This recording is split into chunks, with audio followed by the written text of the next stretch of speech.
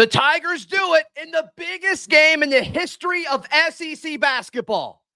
Auburn takes down the Tide 94-85. Been in a game where there were stretches, there were runs, there were moments where each Auburn player stepped up, and all that matters is that they go into Tuscaloosa, a game where they were not favored, and they come home with the biggest win of the season. They proved me wrong on all levels. They kept it. They kept it a little ugly. I texted you earlier in the week. We texted again before the game today. I said, got to keep Bama below 75. Don't think Auburn can hang with them. They end up hanging 90 plus. Congratulations to the Tigers. What a big win. This will settle a lot of debates as far as nationally, because everybody with Auburn just getting by keeps going, they barely get by. They're just not good enough. Can they do it when it counts? Listen, Bruce Pearl's record against Nate Oates is atrocious. The fact that he went in there and won today is absolutely insane. And with a hobbled Broom, with a hobbled Baker Mazzara, with guys fouling out. Like I thought when Dylan fouled out, I said, Zach, we're in big trouble. Yeah, with the way Janai clearly didn't look healthy. And I mean, the way he kept looking at the bench afterwards, like, oh my goodness, how much he's going to be able to contribute. Yeah. I mean, this is just a team win. This is just a team win. Yeah. And I did not pick Auburn to win this game. And they proved me wrong. Everything that we've seen them struggle with the exception of defensive rebounding, I think they gave up, mainly in the first half, they gave a lot of extra shots to Alabama in the first half. But you saw Janai Broom step up. You saw Chad Baker Mazzara late in the game step up. And then we'll talk about the flagrant situation in a second. But you just saw each of these guys when everybody stepped up at different times. And that's all you can ask for. Janai early, Chaney Johnson early. Miles, I think, scored the first three of the game to get things going. I mean, you just saw so many different guys step up in a situation that I don't think was favorable for Auburn. I thought the way Alabama was dictating the pace early on was going to hurt Auburn in the long run. You and I were talking before we clicked go live that, if you would have told me the winner was going to score 94 and the loser was going to score 85, I would have said, oh, Bama won. Bama won by 9. Yep, and exactly. that's not what happened. Auburn adjusted, as we've seen this team do against other elite teams this season. They adjust to the type game that's being called, the type game that's being played, and they go into Alabama, the number 2 team in the country, and make a statement saying, yes, I know some people voted for you guys to be the best team in college basketball. Stop it. Stop coming up with weird excuses to say that this team's not the best team in college basketball. You can't do it anymore. No, it is a well-rounded win and hey, get this, Zach. Let's credit the defense a little bit. There you go. Let's credit the defense a little bit.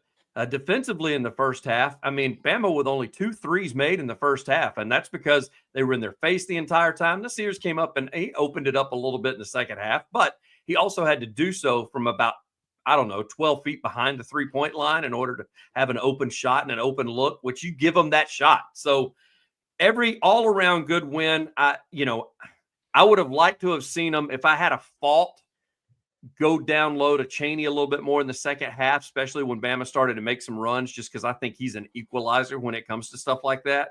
But it worked itself out. And there's a reason that I'm sitting here talking to you and not sitting on the sidelines coaching with Bruce Pearl. Sure. I mean, the coach, we can talk about talent. We can talk about depth. We can talk about all that all you want. But this is a situation where, especially in the last 5 minutes of the game, because we've seen this similar story unfold before, just the last 3 minutes were different. I mean, the last 2 seasons, Auburn has put up a heck of a fight in Tuscaloosa, and then the moment felt kind of big, and Alabama would step up, and Auburn wouldn't. But the stories are different this year because this team is different. This team is historically good. Sure, it was a historic matchup. First time number 1 play number 2 in SEC play. Historic, great for the conference, great for college basketball, great for the state of Alabama, whatever, who cares? Great for Auburn because we freaking won the thing. But to me, this is all about this team proving time and time and time again that, I just said it, people keep making these weird arguments for why Auburn isn't the best team. They're like, oh, well, sure, you've got all those quad one wins, but you lost to Florida, who's like the third best team in the country. Yeah. Okay, whatever. And you're like, well, they look sluggish against Vandy. I'm like, a Vandy team that's beating 2 top 10 teams this year, and you beat them by 12 points on the road. Like the arguments against this team, they don't make sense. They've never made sense. Early in the season, they're like, oh, well, hold on, let's see it. Despite having the most quad one wins, despite winning Maui, despite saying, well, it's just Ken Palm. It's just Ken Palm. We need to see more. When in reality, like that was the argument against Auburn when they had the number 1 team a few years ago. And they're like, no, Gonzaga's really good at Ken Palm, so we're going to act like they're better. Yeah. It's just people keep pulling out weird stuff. What are you going to say now? What's the argument against these Auburn Tigers now? Ben, there isn't one. There's not. And I mean, that needs to be front page of everywhere as far as openings and everything they talk about with basketball. And look, it happened at a good time too. Apparently Duke played today as well and won before Auburn's game was over with. All those people were turning over to see that exchange with Alabama and Auburn going back and forth with the threes were Tahad and Sears. And I get, like the rest of the country got to see the 2 best teams in basketball. There's no question. And there's all this Cooper flag love and, we love Duke. Whatever. Duke's great. I don't care. Whatever. But I don't know how you could watch this and say there are other college basketball teams playing that are better than the 2 teams that just got done. It doesn't exist. No. Get out of here. It doesn't. And, I mean, this is going to sting for Alabama, but they're still, in my mind, a 1 seed. I mean, because they lost, they're not going to get it. And we'll talk in a little bit. You were saying we're going to mention their schedule here in a little bit, and we'll talk about how tough that gets. But even though now they've fallen into 2nd place in the Southeastern Conference, in my opinion, they could beat anybody in the country and do it easily, especially if they get hot. And that's why I say credit Auburn's defense for keeping them from getting hot tonight. Yeah. And like you talked about with adjustments, Diabate, he all of a sudden, he started stepping up and making plays. And all of a sudden he went away. Like he got locked down there at the end. So Auburn did a great job of those adjustments that you're talking about. When somebody started to hurt you, they ended up making somebody else do the work in order to try to bring Bama back from behind. And am I right? They tied, but Auburn never trailed in this ball game. No, it was tied, but I don't think they ever trailed in this. And that's another thing. When they go, well, they barely got – you're going to hear this week, Zach. Get ready. Get ready to get mad. They barely hung on. Chad Baker lost his cool. Janai's not full capability yet because of his ankle. I want to talk about the Chad Baker thing. Okay. I want to talk about the Chad Baker thing. Okay. Should have reacted that way while he was falling? No, he shouldn't have. But also, he had 4 fouls. So if he would have even just like tapped the dude, because that's all it took during some possessions. Some possessions they'd let folks maul each other, and then some possessions it was just like poke, foul, call it no matter what. Which I don't think the calls were uneven. I just think they were incredibly inconsistent for both teams. Did one get it a little bit more than the other? Probably. I think the numbers back it up. But to act like it was like extremely lopsided, I don't know if I'm quite there with that. But it's going to be discussed like, oh, Chad Baker got another technical or whatever. And it's like, well, he had 4 fouls. Like if that would have been a normal foul, he would have been kicked out anyway. So like, now the 2 free throws, which he only made 1 of them, like that could have cost you, no question. That could have resulted in some momentum. So like, I'm not defending it, but it is going to get blown out of proportion. I'm telling you right now. It's not as bad as it looked because it's not just the 2 free throws. They were going to get the ball back anyway. They got 2 free throws in the ball back. Well, they already had possession of the ball. They were going to get the ball anyway. And then the 2 free throws, he hit 1 of 2. So it turned out to be, quote unquote, a good foul, if there is such a thing. It's that extra stuff that he's still getting. And look, I will say, not to blow it out of proportion, Zach, but you said to you're blue in the face. He's still got to be just better aware. They're looking for him to do it. I mean, it's just they're looking. He's got a target on his back.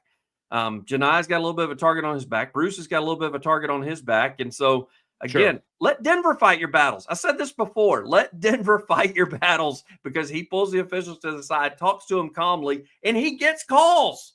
Denver gets called, and he gets away with calls on the defensive end. There were a few times that he did foul Sears, in my opinion, and he didn't get those calls because he's not popping off at officials. So I thought it was but you're right. there are going to be people that blame officials in this game. I don't want to get into that because I just think it was inconsistent. I do think that it was not lopsided whatsoever. You can't get calls on the road. You're not going to get them on the road. You're just not. Right. Few people saying I haven't eaten crow. I said I was wrong. I don't know what else you want. Nobody's more pumped that I'm wrong. We both said we were wrong. I said listen. Yeah, you had me on here and to focus on, but yeah, and you whatever. said that's fine. You said you asked me the last time. This was 4-5 games ago. You said, what are your next 5? I said 2 and 3. Could not be more wrong. We're 4-1. Like, both of us, went down. I think you said 3 and 2, if I'm not mistaken. I bet I said 4-1. I bet I said 4. Did you say 4-1? I feel like I say 4-1 most times. Are you just doing that to make yourself look better in the group chat over here on the right? Is that what you're doing? No, they're going to be upset no matter what. Even though Auburn just had the biggest win in SEC basketball history.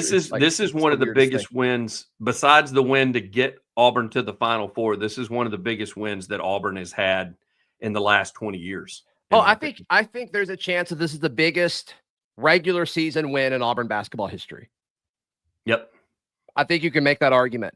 I think he said biggest. Maybe not enjoyable because I was there when they just blew the doors off of Alabama and beat them by like 50 back in the late 90s. So that was fun. Or like maybe when we beat South Carolina for Bruce's first SEC championship in that finale, like maybe like from a program standpoint because it meant so much. But number 1 versus number 2, first time ever. Like you kind of gotta ride with that. Got to ride with that. So, who is your player of the game? Live chat, flood it up because I think you can make a few different arguments for a few different folks. That's next, right here on Locked On Auburn. Today's show brought to you by our friends at FanDuel. FanDuel is America's #1 sports book. When the game tips off, the NBA action's just getting started. There's no better place to get in on it with FanDuel, America's #1 sports book. Of course, college basketball is the way to go as well. I hope most of y'all, I wouldn't have. And I would have been wrong. But I hope most of y'all took Auburn +1.5 because that was the line at tip.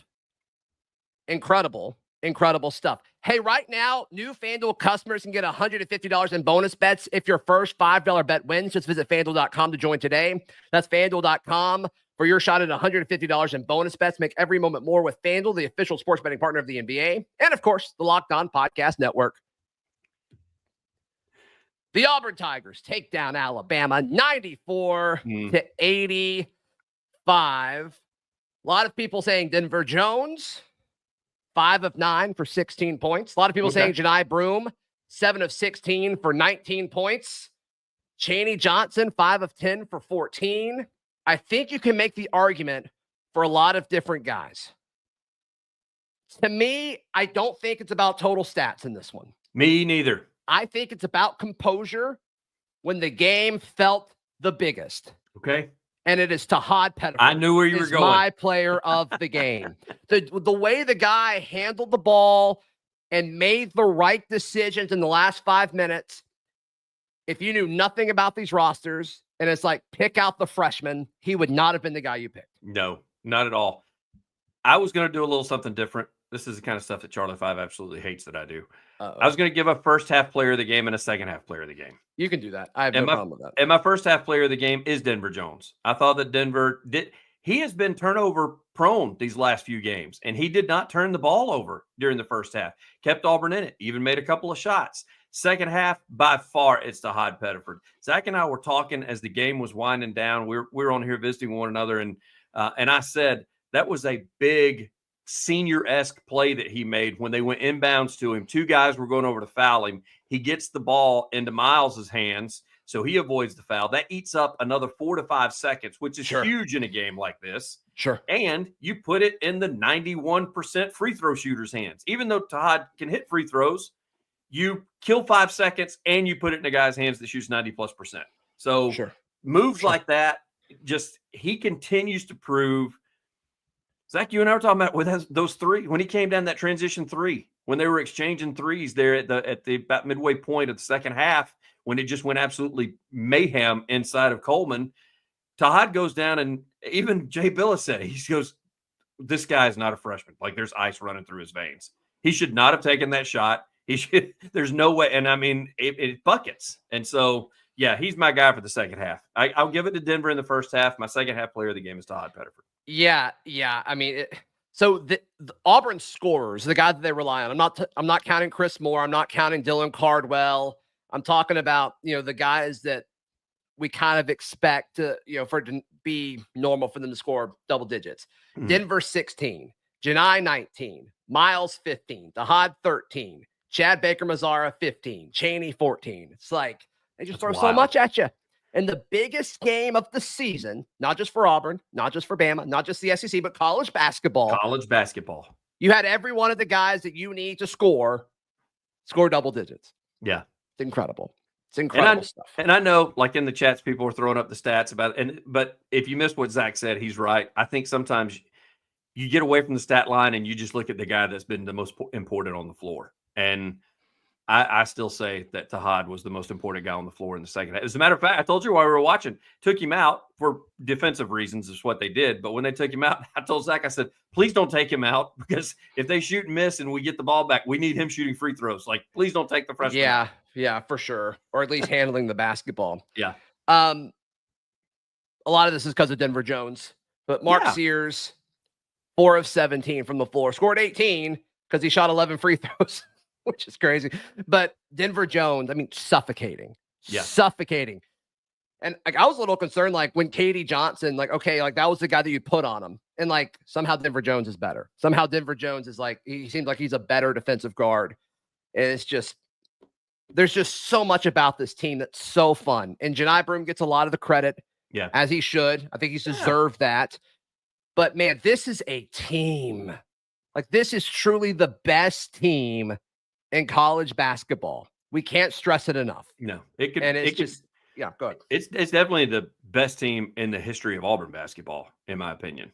I mean, because you just mentioned it. I mean, you got 5 guys in double figures or 4 guys in double figures. And I mean, they just, the way you just mentioned Denver. Let's go ahead and give Miles Kelly a little credit as well for what he did, because he also on the switches had to cover him, and he wasn't able to score either with Sears when Kelly was on him. So give those guys, and the freshman Tahad ended up having to pick him up late in the game because he was the one that was out there and playing the point. So they were guarding one another. So I think it was a team effort. As you just said, Denver set the tone for them, and Miles as well as Tahad also picked up the slack and held Sears, and Grant Nelson held him at bay. I mean, Diabata was about the only guy that was at one point was kind of unstoppable. And then they ended up clamping him down a little bit later too. But he went on a run there for about 7 minutes where I was like, please stop letting him get the ball. Just deny him the ball, because he was unstoppable at that point. How bad did ESPN want Bama to win this game? Let me tell you something. I hope Shulman gets a chance to look at this. Billis wasn't as one-sided as Shulman, because Billis was calling it both ways. We said that should have been a foul, but he said that when Miles got hit, and he said that should have been a foul. Shulman just felt like he was just in the back pocket of Nate Oates this entire time, and really wanted the upset at home with game day being there. It just felt that way to me. I think I said something. I think I said something different to you before we started this. I think I used some more colorful language as far as Shulman was concerned. But yeah, he seemed very one-sided. I mean, it seemed like Jay was just kind of like reacting, right? Yeah. Then Reese Davis is. I mean, what is going on here? What is this? Daryl Dapprich. Got a little adrenaline going. It's amazing. It's amazing what a win will make you feel better. I would have jumped in if we lost, because I've gone 2 hours cough free. So there we go. If I'm a little loopy, it's cough medicine. Let's go. That's fine. That's okay. I'm sure it is, Daryl. I'm sure it is cough medicine. Yeah, Daryl, your reaction to the longest basketball game of all time. Go. Yeah, first of all, just an absolute, there's no adjective to describe what a statement win that was. I heard what you guys said about biggest regular season win in the SEC, and it is. The way it was hyped, guys, to go on that home floor, to overcome a very long basketball game, you knew that was going to happen. I mean, it was going to, it's ridiculous. Again, I'm going to say it, 2 hours and 35 minutes for a college basketball game. Pat Adams got his airtime. Now, when you look at the foul differentials and all that, not very one-sided, not lopsided. It's just the total was ridiculous. But look, that's a statement win. That answers any questions, eases any doubts. If anybody, any of the talking heads that love Duke and want to cuddle and snuggle with them, or love, Jeff Goodman talking about Nate Oates as his bae, all that goes away. Auburn absolutely answered every question. Number 2 team on the road, almost double digits. End of story. Live with it. And Daryl, you're talking about, I told Zach earlier, you're also talking about a matchup between Bruce and you, the aforementioned, as you just talked about, Oates. Bruce has got a terrible record against Oates. Oates is, since he's been in the league, I think 3-6 is what it was. So now to go to 4-6 is what I think maybe it is. So I mean, no, it's fine. Well, no, he split with him the first year. He did sweep, and then he won last year. So he had 4 wins going into this one. This is his 5th. But you're right; he has a losing record against him. Let's also keep in mind that the last 4 times Auburn's played in that hangar, they're 2-2 and could very easily be 3-1. That overtime game with Brandon Miller, Auburn had that game won. So to go in there and split the last 4 years is a big accomplishment too. Agreed. Yeah, Daryl. Just because people have asked for it, just want to give you a few seconds, a minute or two, if you need it, just to talk about a certain official that officiated the game tonight. I mean, just overall thoughts on Pat Adams and his performance tonight, because that's really what it was all about, according to Pat. When I saw that Auburn drew him and the Russian hyphenated guy, I thought it was going to be a problem. I looked twice and said, is that a Bond villain or an official or a referee? I got a little bit confused. Sometimes it's hard to tell. Yeah. Goodness gracious. Even when I'm sick, I still got it. But anyway, the problem with Pat Adams, guys, is that he does make it a lot about him. Yeah. Pat Adams, to me, anticipates when a foul is going to be called, or actually thinks he saw something that he didn't. Instead of letting the play go out, he assumes a lot with the whistle.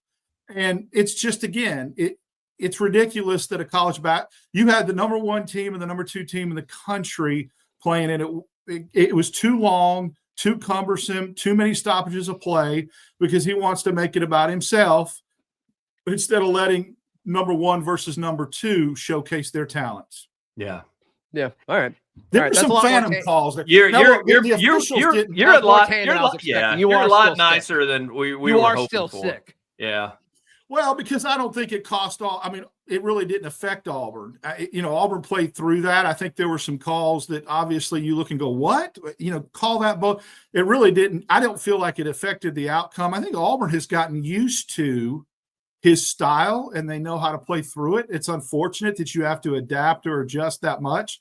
But at the end of the day, I don't want to take this away. This Auburn basketball team is what this story is all about. Yeah. And not Pat Adams, not the officials. This team deserves all the accolades and all the focus tonight coming out of here with this W. No question. No question. Daryl's on cough medicine, and so are his rants, and that's okay. That's okay. You think it subdued my rant a little bit? It might have. I think so. Look, Janai Broome played through. I mean, he didn't look the same the last few minutes of the game. This is your flu game as well. Yeah. This is my flu appreciate game. it. We appreciate it. Yeah. All right, let's do our favorite. Ben recommended this, and I agree. We normally do the next 5 games. There's only 6 games left. What is Auburn's record over the final 6 games of the regular season? They host Arkansas on Wednesday. They host Georgia on Saturday. They host Ole Miss. Nice little 3-game home stretch. Yeah, my folks. And then at Kentucky, at A&M, and they host Alabama. Those last 3 games, I think, are brutal. The next 3, I think, are actually pretty manageable. I say 5-1, gentlemen. I say 5-1 to finish SEC play. I'm also going to go 5-1, and I think that one loss is I do think it's Kentucky. I think that Auburn. I honestly, after seeing what I saw tonight, I really am excited about Alabama coming to Neville and seeing how they handle what Auburn endured tonight, what the Auburn players endured. I mean, Chad Baker-Mazara got cussed out by a lady tonight. I hope she read that sign that go to church or the devil will get you. I hope she's sitting in the pew tomorrow. She was so mad. She was using language you're not supposed to use on television, Daryl. How upset do you think she is right now? That's what they lost. Yeah, she I felt bad for her husband or that dude sitting next to her that has to go home with her, because you absolutely know what that joker has to put That up dude with is day in, day out. like all of that Yeah. force is on that poor guy. Yeah. Yeah, I won't tell you what my daughter tweeted me about what was in her purse that Oh, my belonged to goodness. him. We'll just leave it at that. But I think boy. that I'm going to say 5-1. What? You'll figure it out. I'm going to say 5-1. Cough syrup's kicking in now, isn't it? Well, yeah. Something because she probably ruled anyway. And I think at A&M's going to be the trap, the bugaboo. That game, I think at Texas A&M is going to be. I agree with you. If I had to pick a loss, I would say we're forgetting that A&M's like a top 10 team. Like they're number 8 in the country. Yeah, they're not discussed as if they're a top 10 team. And right. I think it also feels like they give us a tough time too. I mean, not that like we've ever had success in Lexington. Like I'm not acting like, that's a thing, but I just, it seems like from a matchup standpoint and a coaching standpoint, it's Buzz. Buzz kind of gives being on Bruce the floor. Trouble. Yes, it's Buzz being on the floor. I mean, walking out the half court, never getting questioned about it, while Bruce gets his hand slapped if he just steps out of the box like 6 inches. So, yeah, Buzz will be Buzz, especially at home. Buzz will be Buzz, man. He's going to get away with a lot of stuff. I have a feeling that if there's ever a team that's going to finally get over the hump in this Rupp Arena thing, it's this team. Yeah. The thing is you want my Auburn heart wants to go undefeated throughout the rest of the year, Daryl. And the reason being is just because them winning tonight, that's going to be the toughest place they play all year. Where they play tonight will be their toughest road game of the year, in my opinion. I don't care what they say about the 12th man. That's football. That's not basketball. I don't agree with that at Texas A&M. That 12th man, there's not 12 on the floor in basketball. So even though they keep referring to it, so Rupp will be big, but it won't be what you saw tonight with the hate and the throwing of the can on the floor of all things, where Oates had to get onto the crowd, which just, I love that too, by the way. I love the fact when the home coach has to do something like that because it makes them look very classless. Oates? Made the crowd look classless, not Oates. Oh. Oates has done his part in the past to do that. But tonight, him getting onto him. So, if they can get through tonight the way they did, I think that, why not? You know what? Yeah, I changed mine. I'm going undefeated. Undefeated the rest of the year. Let's go. Most of the live chat said 6-0 as well. So I love that. So this was a big one for Alabama for obvious reasons. But when you look at Auburn's remaining schedule, the next 3 super manageable, then the last 3 are pretty brutal stretch there. But counting tonight's game, Alabama's remaining games, Auburn today. Oh. They go to Missouri next. They host Kentucky. They host Mississippi State. They go to Knoxville to take on Tennessee. They host Florida, and they go to Auburn. And that is insane. That is insane. They needed a home win, I think, to keep pace with Auburn. And now that Auburn has a little bit of a gap, this is big one because like 1 versus 2, like historic stuff. That's great. But as far as spacing and positioning yourself for these final 7 games or 6 games in conference play, I mean, this goes a long way in the standings too. Well, yeah, that's a really underrated point I wanted to make, is that look what Alabama has down the stretch. I mean, it's one thing to win this game head to head, but now what Alabama has on the back stretch, although they actually play better on the road, which is kind of interesting. They really do play better, shoot better on the road, all that. But they've got a gauntlet. Yeah, they got a tough 5-6 game stretch. And now Auburn's put a little space between them and owns the head-to-head as of right now. Well, and the thing that they've got to look out for is you got 2 very good all of them are good coaches. I mean, look at where the SEC is right now. When you start talking about Pope at Kentucky and you start talking about Florida, Auburn has kind of laid the groundwork on extending that defense and giving Sears a bunch of trouble and not letting him get the threes off and get the open looks. Because some of these teams that we've seen play Alabama, when they say, oh, Alabama takes the 3 or they take it underneath, I'm like, well, how many times are they wide open taking a 3 against other teams? And Auburn did not give them that opportunity tonight. There was somebody in their face at all times. And so now that film shows this is what can beat Alabama, I mean, I guarantee you Florida and Kentucky, they'll have their guards out there, 2 feet beyond the 3-point line, making sure those guys get. But I don't think everybody has that, though. And I think, Tennessee Florida and Florida does. I think Florida does. Maybe so. Yeah. Maybe so. Kentucky to do what Denver Jones did all night, though, like I don't know how many folks can Auburn do that. played the most elite closeout switch rotate defense tonight I've seen in a very long time. Whatever they did and whoever drew up that defensive game plan as far as closing out on three-point shooters, rotating, switching, it was elite.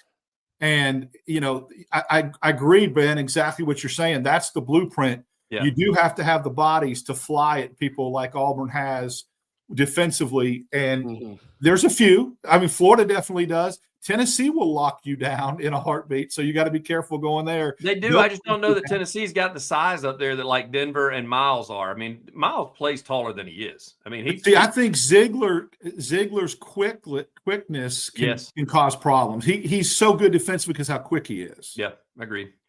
So it'd be, again, that blueprint's out there now, and with that schedule, they should be worried, and they should be worried about their home games. With Kentucky and Florida coming in, and Tennessee's going to make it very uncomfortable as well. So I still think that they have a very good team, and if they get hot, they still can beat anybody in the country. I told Zach when we started this thing, I know they're going to vote them down. I still think Alabama's right there at that 2 spot, and because I just think if they play Duke, I just don't think Duke playing in the ACC is what. How do you Auburn, think Alabama, do you think Bama will be 2 in the poll on Monday? I think they will. I think so too. I think there should be. Yeah, they should be. They're better than Duke. Duke has played trash teams in the ACC. The first good team they played in Clemson, they got beat. So you look at Alabama's schedule compared to Duke's schedule, and Alabama just lost to the number 1 team in the country. I know Duke beat that team at home. I get it, but still, I think Alabama if you got to look at the total body of work. And I think Alabama's a better basketball team than Duke. Yeah, I just don't know how you make the argument that there are teams better than Auburn and Alabama right now. With that game, especially that stretch in like 5 or 6 minutes left where they were exchanging threes back and forth, it's like it was a heavyweight fight. That was cinema. Fight, standing toe to toe. That was the 30 now that it's 30. Over, like during it, I'm like, please let this end. But now that it's over, it's like that was incredible. Like that was an incredible basketball. No, I know we talked about the length of the game. Take away the officials, take away Pat Adams and the officials. I'm okay with it going an hour and a half if they keep doing that. I mean, but Auburn would have ran out of bodies. But still, I mean, if it goes to overtime, and we would have been in trouble for sure. I mean, it was a 30 for 30 special that was going on right there. I mean, it was just fun basketball to watch without some blind piano player. Yeah. All right, I'm just going to ask the question. When Auburn resumes play and they host Arkansas at home, 8 p.m. tip on Wednesday, gross. Yeah. Any chance of like the highs of today impacting Wednesday night, 8 o'clock tip? Arkansas, I don't think Arkansas is as bad as what their record in conference play is. We've seen them get up for big games. Some of them they've won. Like when they played Kentucky, some of them they've been really close at. Any chance for kind of, I don't want to say complacency or trap game, but that's kind of what I'm hinting at here. I don't think this team does that. I think this team kind of resets. And even when things aren't going their way, I told you, like I said at the beginning, they can ugly it up and really make another team do stuff they don't want to do. And that's your goal when you're on the floor one-on-one with somebody. Don't let the guy do what he wants to do. And Auburn defense travels. Defense it never gets in slumps if you're playing it like you're supposed to and you're moving your feet. So I don't see it being a trap game. I think you got to be very careful for 2 reasons. Number one, there's usually a residual effect when you come off such a high like this. And I love the senior leadership of this team, but Calipari in this type of setting thrives. When people, he absolutely, like he did at Kentucky when nobody gave him a chance. Auburn will be the number 1 team in the country coming off the biggest win of the year. I'm not saying it'll be enough, but I do think there'll be some sort of residual effect where Auburn's going to have to kick it into gear and get it going. I don't think it's going to be enough for there to be an upset or a trap game, but I would say if you're Bruce Pearl, you are telling your team starting tonight, be careful, because Calipari thrives on this kind of stuff, and absolutely show them tape of them going into Kentucky and beating Kentucky. You got to get out in front of it so it doesn't seep there. This, I want to wrap up with this, and this doesn't really have anything to do with Auburn basketball, but it has everything to do with Locked On Auburn and this show. This live stream, the 1.7 thousand people that are watching right now, pushed the channel over 10 million views. Wow. With this stream. See, I couldn't have missed that. Dang. I'm so I knew proud we were of you. close. I thought it would happen happen like tonight. It's cool that it happened during this. That is awesome. Thank you for making this the biggest Auburn show. And it's not even close. It's because of you. So thank you guys so much. And I'm glad I get to share it with you guys live. It's pretty cool. And in this setting, when Auburn wins the biggest game in SEC basketball history. Thank you. Daryl, how can people give you some love and check out everything you've got going on? If they want to send you any pray for me. Yeah, like cough syrup recommendations or anything like that.